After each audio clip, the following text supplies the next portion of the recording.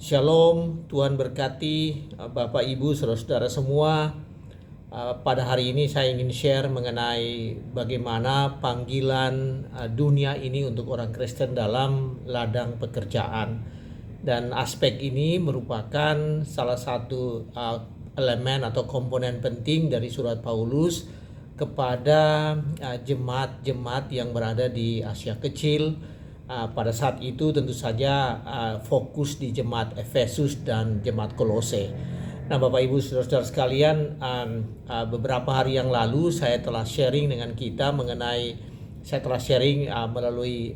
platform ini mengenai bagaimana Paulus memberikan arahan firman Tuhan mengenai hubungan suami istri, dan bahwa hubungan suami istri harus berbasis atau merujuk pada bagaimana begitu besarnya cinta Tuhan Yesus kepada gereja, dan bagaimana seharusnya jemaat Tuhan mengasihi dan mengikuti ajaran-ajaran Tuhan Yesus. Itu adalah rujukan bagi hubungan suami istri. Demikian pula saya telah sharing juga mengenai bagaimana tanggung jawab anak-anak terhadap orang tuanya. Jadi memang anak-anak punya tanggung jawab ya, menjaga, memelihara dan menghormati orang tuanya, dan itu merupakan perintah yang penting di dalam 10 hukum Taurat. Bahkan disebutkan oleh Paulus itu adalah perintah, satu-satunya perintah dari 10 perintah Tuhan ya, 10 Commandments. Itu satu-satunya perintah dengan janji adalah hormatilah ayah dan ibumu atau hormatilah orang tuamu. Nah, saudara, kalau Anda baca di kitab Efesus, maka setelah dua hal yang penting tadi, bagaimana harusnya hubungan suami istri, dan yang kedua bagaimana harusnya anak-anak menghormati, memelihara dan respect atau menjaga dan mengasihi orang tuanya, maka bagian ketiga dari hubungan antara manusia yang Paulus ingin tekankan dan menyampaikan itu kepada jemaat di Efesus adalah mengenai hubungan dalam dunia pekerjaan ya. Apa yang disampaikan oleh Rasul Paulus adalah bagaimana seorang Kristen itu harus bekerja, dan bagaimana dia harus berposisi, harus memainkan peranannya sebagai orang yang bekerja kepada majikan atau pimpinan tertentu. Dan yang kedua, bagaimana harusnya perilaku seorang Kristen sebagai pemimpin ya, sebagai majikan, sebagai bos, sebagai owner dari satu perusahaan, sebagai pemimpin dalam suatu lembaga, bagaimana seharusnya tingkah laku atau bagaimana seharusnya sikap dari seorang Kristen ya. Jadi Paulus dalam hal hubungan dalam dunia pekerjaan ini, Paulus menekankan dua hal. Yang pertama yaitu bagaimana perilaku atau bagaimana harusnya sikap seorang sebagai bawahan ya, atau dengan kata lain sebagai follower, sebagai anak buah ya, sebagai bawahan, sebagai staff. Tetapi juga bagaimana seorang Kristen yang berperan sebagai leader, sebagai pemimpin, sebagai atasan ya, sebagai supervisor di dalam suatu hubungan pekerjaan ya. Jadi itu sangat penting. Jadi firman Tuhan ingin menyampaikan pada hari ini, Bapak Ibu Saudara-saudara sekalian, bahwa hubungan pekerjaan, hubungan antara pemimpin dan staf, antara atasan dan bawahan, antara majikan dan anak buahnya itu juga merupakan sesuatu yang diperhatikan oleh Alkitab. Dan karena itu firman Tuhan hari ini yaitu dari surat Paulus kepada jemaat di Efesus ini ya, menjadi rujukan bagi kita. Nah, saudara-saudara sekalian, saya ingin menjelaskan hal itu dan saya ingin membaca dari Efesus pasal 6 ayat 5 sampai 9. Jadi lanjutan dari Efesus pasal 6 ayat 1 sampai 4 mengenai bagaimana tanggung jawab anak-anak dalam menghormati orang tuanya, maka dilanjutkan oleh Rasul Paulus dengan bagian ini, yaitu bagaimana hubungan hamba terhadap atasannya, atau hamba dengan tuannya, ya, hamba dan tuannya. Pada zaman itu ya tentu saja hamba dan tuannya. Pada zaman sekarang relevansinya yaitu antara atasan dan bawahan, antara majikan dengan pekerja-pekerjanya, antara bos dengan stafnya. Itu adalah hubungan yang kita dapatkan pada hari ini, pada saat ini. Nah, saudara, saya ingin membaca hal itu. Efesus pasal 6 ayat 5-9 demikian bunyinya. Hai hamba-hamba, taatilah Tuhanmu yang di dunia dengan takut, yang di dunia dengan takut. Saya ulangi ya. Hai hamba-hamba, taatilah Tuhanmu yang di dunia dengan takut dan gentar dan dengan tulus hati, sama seperti kamu taat kepada Kristus. Jangan hanya di hadapan mereka saja untuk menyenangkan hati orang, tetapi sebagai hamba-hamba Kristus yang dengan segenap hati melakukan kehendak Allah, dan yang dengan rela menjalankan pelayanannya seperti orang-orang yang melayani Tuhan dan bukan manusia. Kamu tahu bahwa setiap orang, baik hamba maupun orang merdeka, kalau ia telah berbuat sesuatu yang baik, ia akan menerima balasannya dari Tuhan. Dan kamu tuan-tuan, perbuatlah demikian juga terhadap mereka, dan jauhkanlah ancaman. Ingatlah bahwa Tuhan mereka dan Tuhan kamu ada di sorga, dan ia tidak memandang muka. Nah, saudara-saudara sekalian, itulah surat Paulus kepada jemaat di Efesus. Dan saya ingin memberikan sedikit latar belakang, Bapak Ibu saudara sekalian. Surat dengan nada yang sama juga dikirim kepada jemaat di Kolose, dan ternyata kalau Anda mempelajari secara geografis ya, letak antara Efesus dan Kolose ini tidak begitu berjauhan, dan ini menunjukkan bahwa masalah yang dihadapi oleh orang-orang Kristen pada zaman itu, yaitu tentang hal ini ya, di daerah itu ya, adalah bagaimana orang-orang percaya harus menempatkan dirinya sebagai hamba-hamba ya, sebagai hamba, dan bagaimana orang percaya, orang-orang pengikut Kristus harus menempatkan dirinya sebagai tuan ya, sebagai atasan, sebagai pemimpin pada zaman itu. Nah, saudara-saudara sekalian, ada 3 hal yang menarik yang saya ingin sharing bagi kita pada hari ini mengenai hal ini ya. Hal yang pertama yang ingin saya sharing yaitu bahwa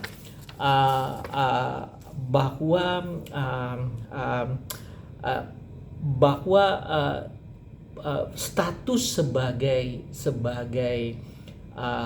hamba atau status sebagai bawahan itu adalah status yang diperhatikan di dalam Alkitab, dan bahwa hal itu harus dilakukan dengan sungguh-sungguh sebagai suatu panggilan pelayanan ya. Jadi status itu adalah sesuatu hal yang penting orang Kristen lakukan, dan itu adalah bagian dari kehidupannya ya, panggilan dalam pelayanan.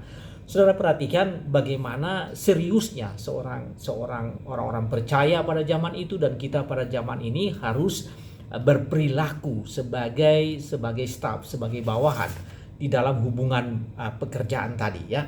Nah, ayat 5 dan ayat 6 mengatakan hal itu. Dikatakan begini, taatilah Tuhanmu yang di dunia ini. Jadi taatilah Tuhanmu yang sekarang ini di mana kamu bekerja. Taatilah. Jadi pertama harus taat ya.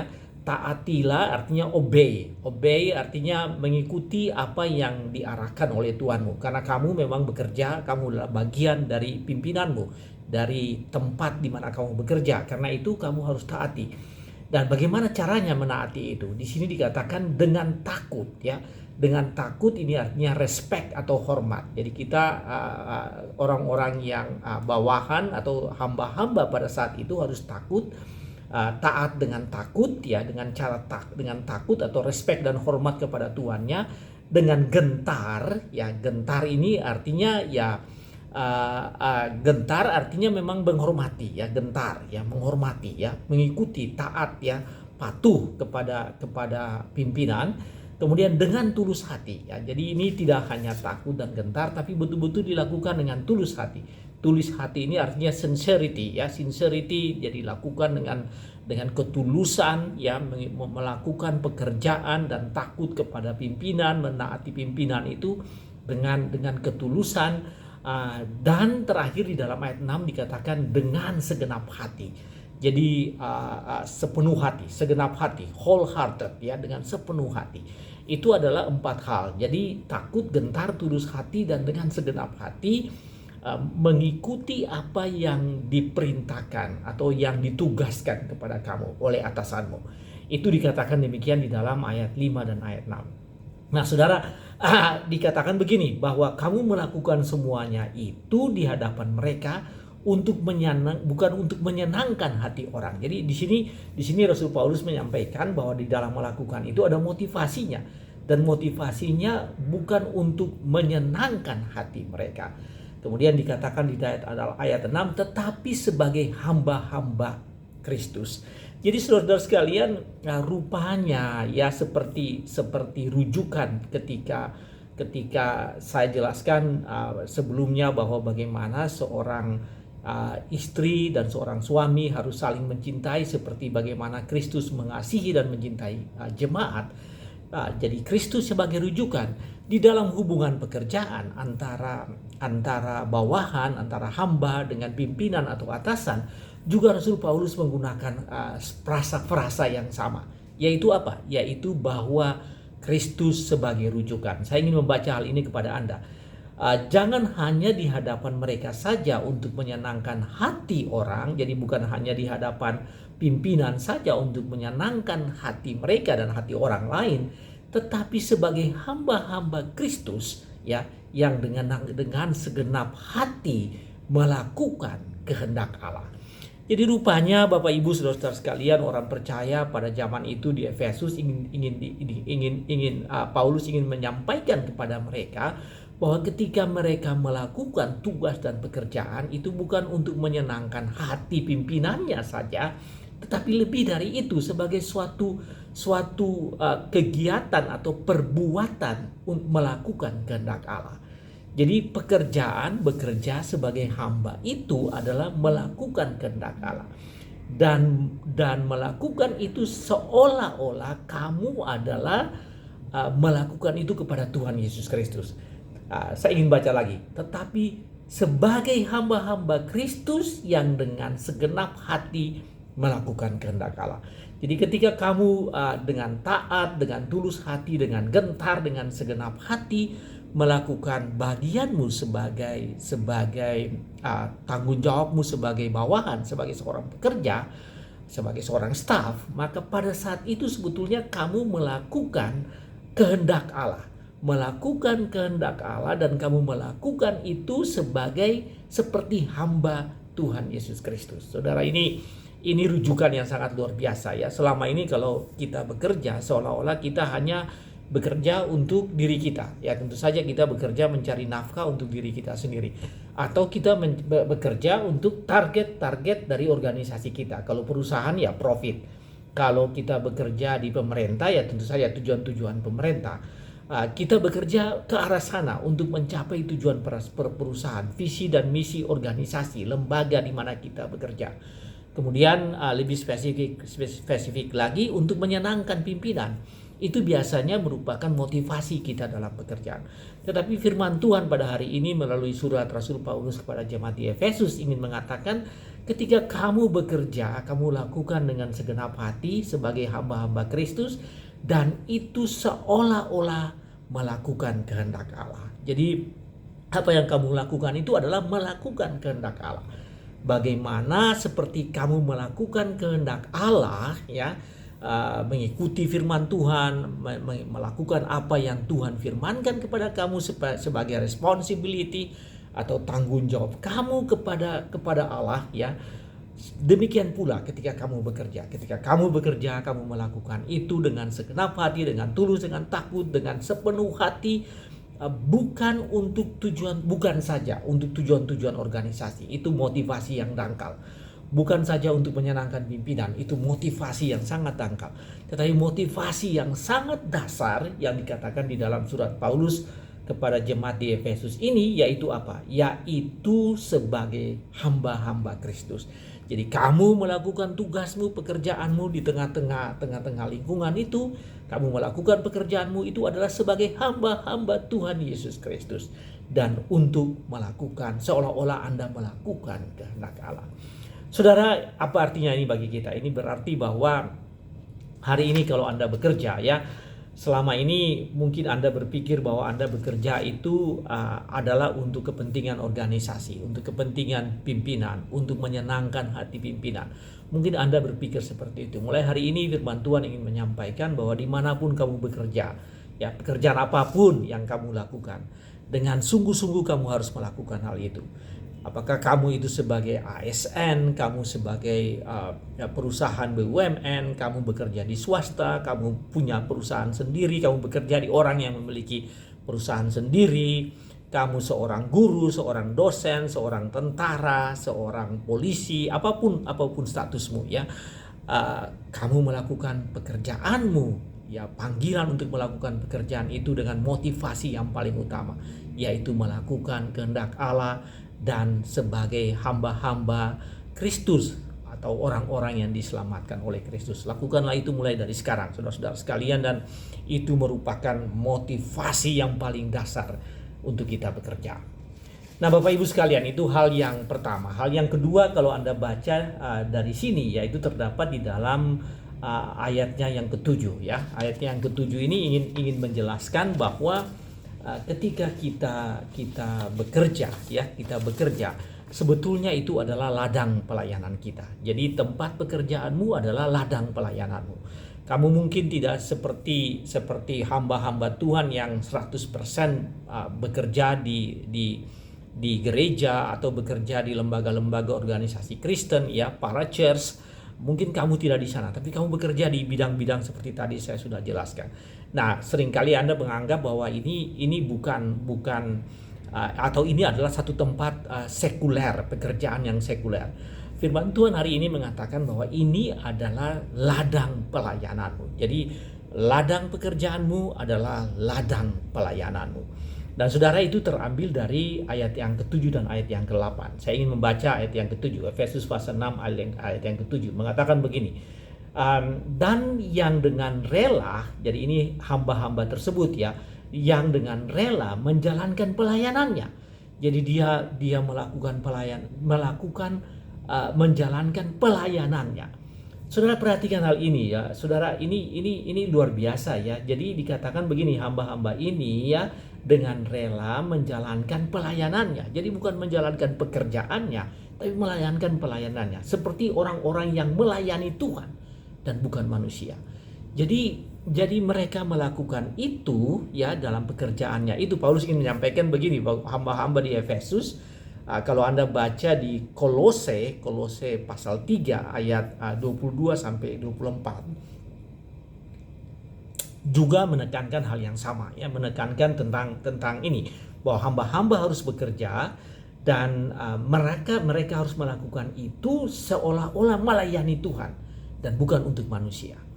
Nah, ini artinya apa, Bapak Ibu Saudara sekalian? Berarti bahwa ladang pelayananmu itu, ladang pekerjaanmu itu adalah ladang pelayanannya, ya, adalah ladang pelayananmu, ya.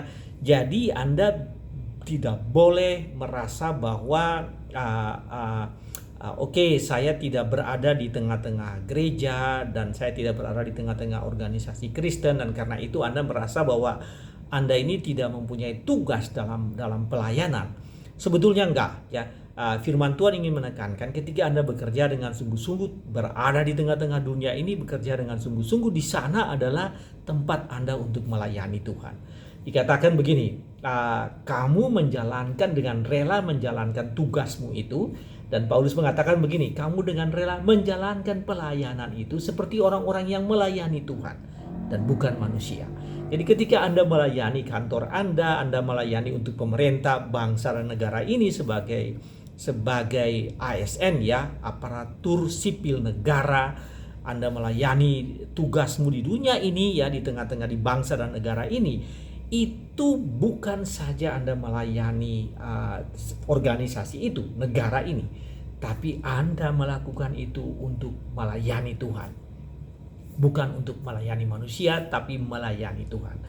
Saudara-saudara sekalian, di dalam ayat 8 mengatakan tentang apa yang disebut dengan proses dan output. Nah, selama ini kalau kita bekerja ya selalu kita menekankan tentang output. Jadi output orientation, ya, output oriented, ya, output oriented lah yang membuat kita bekerja. Nah, tetapi di dalam ayat 8 ingin mengatakan begini, bahwa proses itu sangat penting.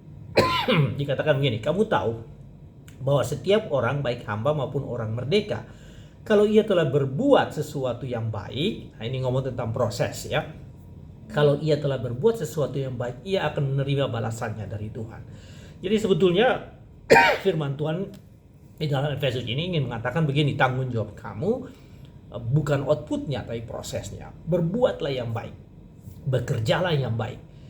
Kamu tahu bahwa setiap orang ya, baik hamba maupun orang merdeka, jadi baik hamba maupun atasan, kalau ia berbuat sesuatu, kalau ia bekerja telah berbuat yang baik, maka ia akan menerima balasannya dari Tuhan. Jadi firman Tuhan ingin mengatakan output is very important, tetapi itu bukan menjadi sesuatu yang menjadi orientasi utama, tetapi proses sangat penting ya. Bapak Ibu sekalian, kan belakangan ini berkembang di tengah-tengah, kalau kita masuk dalam dunia pekerjaan, dunia bisnis, maka seringkali kita diperhadapkan dengan dua hal itu. Apakah kita ini process orientation atau process oriented atau output oriented. Saya ingin sampaikan bahwa kadang-kadang ini kita terjebak ke dalam dua hal ini ya. Kalau output oriented itu memang bagus, tetapi kadang-kadang kita mencapai output at all cost ya. Kita melakukan berbagai hal demi untuk mencapai output ya. Dan kadang-kadang proses kita salah, kita nabrak proses, kita menabrak aturan demi output ya, karena kita berpikir tentang output oriented ya. Jadi output yang paling utama. Tapi kalau Anda proses oriented ya, maka proses itu Anda lakukan dengan sungguh-sungguh, dan apabila selesai, maka hasilnya ya ada dua, bisa saja tidak sesuai dengan Anda harapkan, dan atau yang Anda harapkan. Kalau tidak sesuai dengan Anda harapkan, maka Anda biasanya akan merasa puas karena Anda sudah melakukan yang terbaik melalui proses tadi. Tetapi kalau Anda lakukan dengan terbaik, maka Anda bisa menerima apapun hasilnya. Jadi Anda merasakan apa yang disebut dengan working and happiness principle ya. Working and happiness principle itu yaitu prinsip bekerja dan berbahagia, yaitu bahwa seseorang bekerja dengan bahagia, maka apapun hasilnya dia pasti bahagia. Tetapi kalau seseorang bekerja dengan tadi saya sebutkan at all cost, menggunakan berbagai cara, maka bisa saja hasilnya itu meskipun bagus ya, itu bisa membuat Anda tidak bahagia karena Anda sudah melakukan melalui proses yang tidak benar ya. Tadi saya katakan lakukan segala cara ya demi untuk mencapai tujuan Anda. Dan ketika Anda mencapai tujuannya, Anda melihat ke belakang, ternyata Anda mencapai itu dengan cara-cara yang salah. Jadi itulah prinsip tentang bagaimana proses oriented dan output oriented, dan banyak orang lebih melihat pada proses oriented, yaitu yang paling penting, yaitu bagaimana melakukan yang terbaik melalui prosesnya, hasilnya pasti kita akan merasa berbahagia ya, happiness, karena kita sudah melakukan yang terbaik. Nah, saudara sekalian, firman Tuhan pada hari ini menyampaikan hal itu. Menyampaikan tentang apa yang disebut dengan kamu tahu ya, firman Tuhan menyatakan begini,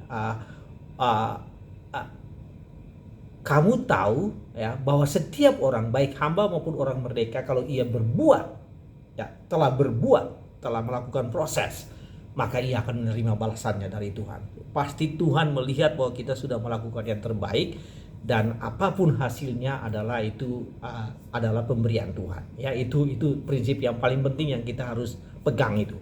Nah, saudara, apa artinya bagi kita? Artinya bahwa saat ini Anda dalam statusmu sebagai hamba ya, sebagai staff, sebagai bawahan, sebagai follower, sebagai pengikut, sebagai advisee ya, sebagai supervisi ya, sebagai orang yang diawasi, orang yang diberikan tugas pekerjaan. Tanggung jawab Anda adalah melakukan dengan proses dengan sebaik-baiknya. Lakukanlah semuanya itu sebagai ladang pelayanan Anda. Dikatakan orang-orang yang melakukan itu bukan untuk manusia, tapi untuk Tuhan. Jadi dengan rela menjalankan itu, menjalankan pekerjaanmu sebagai suatu pelayanan. Jadi mulai hari ini saudara-saudara sekalian, Anda bekerja di mana saja, Anda harus melakukan itu dengan orientasi bahwa inilah tempat saya melayani. Ini adalah ladang pelayanan saya. Dan saya memang tidak berkhotbah, saya memang tidak melayani di gereja, saya memang tidak melayani persekutuan. Tetapi di tempat saya bekerja ini saya melayani Tuhan dengan sungguh-sungguh, bekerja dengan baik dan dengan proses yang baik untuk menghasilkan hasil yang baik. Dan nanti Tuhanlah yang memberkati, yang memberikan hasilnya yang terbaik sesuai dengan proses yang sudah Anda lakukan. Jadi Bapak Ibu saudara-saudara sekalian, hari ini firman Tuhan ingin menekankan tentang hal itu. Banyak orang yang melihat pekerjaan itu sebagai sesuatu yang pelarian dari pelayanan. Hari ini firman Tuhan mengatakan bahwa pekerjaan itu adalah pelayanan. Ketika Anda bekerja di mana saja, bekerja untuk orang lain, bekerja untuk diri sendiri, untuk perusahaan Anda sendiri, untuk bisnis, untuk entity Anda sendiri, untuk organisasi Anda sendiri, pekerjaan itu adalah bagian dari pelayanan. Nah Bapak Ibu, orang-orang Kristen yang ada di Efesus saat itu berada dalam Efesus dan Kolose, atau yang berada di Asia Kecil pada saat itu adalah orang-orang kecil, ya, hamba-hamba, orang-orang yang bekerja untuk pemimpin-pemimpin yang pada saat itu tentu saja kerajaan Romawi, dan dalam transisi dari Romawi ke Yunani, ya, dalam transisi seperti itu. Dan tinggal di daerah di mana sebagian besar adalah orang-orang Yunani, tapi warga atau kerajaan Romawi. Mereka berada di sana dan mereka adalah minoritas. Dan minoritas ini disebut dengan double minority. Jadi mereka minoritas dari sisi jumlah, tapi juga minoritas dalam arti status sosial. Mereka berada di situ, tapi firman Tuhan mengatakan, Paulus mengatakan, kamu dalam status itu kamu harus bekerja dengan sungguh-sungguh. Nah saudara-saudara sekalian, Anda pun bekerja di Indonesia ini, Anda pun berada dalam status itu. Kita berada dalam status itu. Kita di tengah-tengah bangsa dan negara ini, dan kita dipanggil, orang-orang Kristen dipanggil untuk sungguh-sungguh melakukan pekerjaannya di tengah-tengah lingkungannya sebagai suatu pelayanan. Jadi kita dipanggil untuk melakukan itu sebagai satu pelayanan. Mulai hari ini saudaraku, itu yang harus Anda lakukan. Karena itu setiap hari Anda masuk dalam dunia pekerjaan harus berpikir, ya, di frame of mind Anda ini, dalam pola pikir Anda harus mengatakan, hari ini saya punya kesempatan untuk melayani Tuhan melalui pekerjaan Anda. Itu hal yang kedua. Dan hal yang ketiga atau hal yang terakhir Bapak Ibu Saudara sekalian, kita akan lihat dari ayatnya ke-9. Kalau ayat 5-8 itu fokusnya pada hamba-hamba. Nah ini pada ayat 9 ini fokusnya kepada pimpinan, ya, pemimpin atau kepada leaders atau pemimpin yang berada dalam suatu dunia pekerjaan. Dikatakan begini, dan kamu tuan-tuan, perbuatlah demikian juga terhadap mereka dan jauhkanlah ancaman. Jadi yang pertama, tuan-tuan ini, pemimpin ini tidak harus juga melakukan dengan pekerjaan adalah ladang pelayanannya juga, ya. Jadi sama seperti hamba-hamba, maka tuan-tuan harus berpikir inilah juga tempat dia melayani. Pekerjaan adalah ladang pelayanan. Perbuatlah demikian terhadap takut, menghormati, tulus hati, segenap hati. Yang hamba-hamba lakukan, tuan-tuan juga melakukan hal yang sama, ya. Jadi itu harus ada dalam hubungan antara pimpinan dan bawahan, dan tidak mengancam, tidak dengan ancaman. Jadi bagaimana hamba-hambanya menaati, memberikan respect dan menghormati dia, maka pimpinan ini juga harus melakukan hal yang sama kepada hamba-hambanya. Kemudian ingatlah bahwa Tuhan mereka dan Tuhan kamu ada di sorga, dan ia tidak memandang muka. Jadi lakukan itu, tidak mengancam, dan dikatakan begini, ingatlah bahwa Tuhan mereka dan Tuhan kamu ada di sorga. Jadi kembali Rasul Paulus menggunakan Yesus Kristus, Tuhan Yesus Kristus sebagai rujukan. ketika dia menasihati hamba-hamba, dia menggunakan Tuhan Yesus sebagai rujukan bahwa mereka adalah hamba-hamba Tuhan Yesus Kristus. Dan kemudian ketika dia menasihati para pemimpin, Paulus juga menggunakan Tuhan Yesus Kristus sebagai rujukan bahwa sama Tuhan mereka, Tuhan baik hamba maupun tuan-tuan, mereka memiliki Tuhan yang sama. Jadi sebagai rujukan juga, ya, itu sebagai rujukan. Saudara-saudara sekalian, dikatakan tidak memandang muka. Jadi memang tidak boleh ada favoritisme, memperlakukan secara adil hamba-hambanya, dan tidak memilah-milah, ya, tidak melihat favoritisme, memandang latar belakang, memandang berbagai hal yang merupakan ciri-ciri kemanusiaan sebagai bagian untuk mengambil keputusan, ya. Jadi apa yang disebut dengan equity principle itu harus ada pada para pemimpin, ya, pada pimpinan yang ada dalam dunia pekerjaan. Saudara sekalian, ada hal yang menarik tentang hubungan ini, ya. Salah satu cerita dalam Perjanjian Lama yaitu tentang Boas. Boas adalah owner dari suatu ladang, ya, dari satu kawasan pertanian yang cukup besar di Bethlehem. Dan Alkitab menjelaskan bagaimana Boas memperlakukan orang-orang yang bekerja di ladangnya. Dia datang mengunjungi mereka, dia berikan salam kepada mereka memberikan salam kepada dia, bahkan dia mengajak mereka makan bersama-sama, ya. Dan kita tahu bahwa saat itu juga Ruth sebagai salah seorang yang baru pertama kali datang ke ladang Boas, diajak juga makan bersama-sama. Jadi mereka makan bersama, mereka membagi cerita, mereka saling memperhatikan dan saling menghormati. Jadi itu salah satu contoh di dalam Alkitab bagaimana pemimpin, owner, ya, advisor, superintendent, ya. Jadi mereka yang melakukan, yang punya melakukan pengawasan, yang melakukan mengelola, ya, yang punya posisi yang tinggi, mereka harus memperhatikan yang rendah, harus memperhatikan staf dan memperhatikan bawahan. Bapak Ibu, apa artinya bagi kita bahwa kita harus memperhatikan bawahan kita.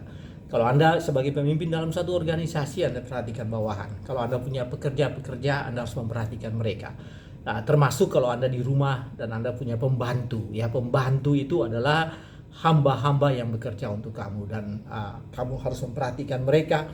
Pekerjaan mereka adalah pekerjaan yang sungguh-sungguh membantu kamu, ya. Pembantu rumah tangga itu adalah membantu kamu di rumah tangga, dan karena itu kamu harus perhatikan para pembantu.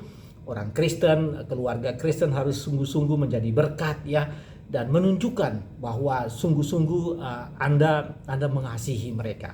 Ya, apalagi di Indonesia, ya, di negara kita ini kita banyak keluarga Kristen yang punya pembantu yang tidak seiman, dan itulah kesempatan untuk kita menyaksikan kasih Kristus, bukan evangelisme lalu akan membuat mereka untuk secara radikal, ya, berbalik dari apa yang mereka percaya, tapi bagaimana menyaksikan kasih Kristus, ya, kepada orang-orang, kepada setiap orang, termasuk bawahan, termasuk dalam tadi saya sampaikan pembantu di dalam rumah tangga kita.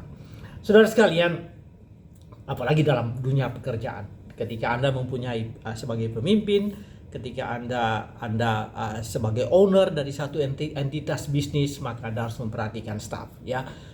Kasih Kristus kepada jemaatnya, kasih Kristus kepada setiap orang, itu harus menjadi rujukan bagi Anda sebagai pemimpin di dalam menjaga hubungan Anda, ya, memelihara dan menjaga hubungan Anda dengan bawahan Anda. Bapak Ibu saudara-saudara sekalian, apa artinya firman ini bagi kita? Firman ini ingin menyampaikan bahwa kita adalah ladang pekerjaan kita adalah ladang pelayanan kita, dan hubungan antara kita di dalam hubungan antara orang percaya, apakah dia bawahan atau atasan, maka maka kasih Tuhan Yesus Kristus harus tampak di dalam pekerjaan kita. Bagaimana Tuhan Yesus sangat mengasihi kita, ya, yang mau mati di kayu salib dan menyerahkan dirinya untuk kehidupan kita, pengampunan dosa kita dan keselamatan kita. Itu harus menjadi rujukan di dalam bagaimana Anda berhubungan dengan setiap orang di dalam dunia pekerjaan, mengasihi mereka, memperhatikan mereka seperti bagaimana Tuhan Yesus memperhatikan setiap orang. Dan yang kedua, bahwa ladang pekerjaanmu adalah ladang pelayananmu, ya. Ladang pekerjaanmu adalah ladang pelayananmu. Hari ini firman Tuhan ingin menekankan bahwa kita dipanggil masing-masing, ya, untuk berkarya di dalam status kita sebagai orang-orang yang bekerja. Dan ketika kita berkarya itu, di sanalah kita akan menyaksikan kasih Kristus dalam kehidupan kita. Bukan melalui mimbar, bukan melalui di tempat persekutuan, tetapi tempat yang lebih terbuka bagi kita menyaksikan kasih Kristus kepada setiap orang. Hubunganmu dengan Tuhan Yesus adalah dasar hubunganmu dengan atasanmu dan dasar hubunganmu dengan bawahanmu. Semakin dekat kamu dengan Tuhan Yesus, membuat kamu semakin baik dan sungguh-sungguh di dalam dunia pekerjaanmu. Mungkin kamu menghadapi orang-orang yang tidak seiman, orang-orang yang tidak sepaham, tetapi firman Tuhan ingin mengatakan, disitulah tempat kamu bekerja, disitulah tempat kamu melayani. Mulai hari ini saudara-saudara sekalian, kembali dalam dunia pekerjaan dan melakukan itu dengan sungguh-sungguh sebagai tempat pengutusanmu untuk menyaksikan kasih Kristus melalui pekerjaanmu. Tuhan berkati saudara sekalian. Amin.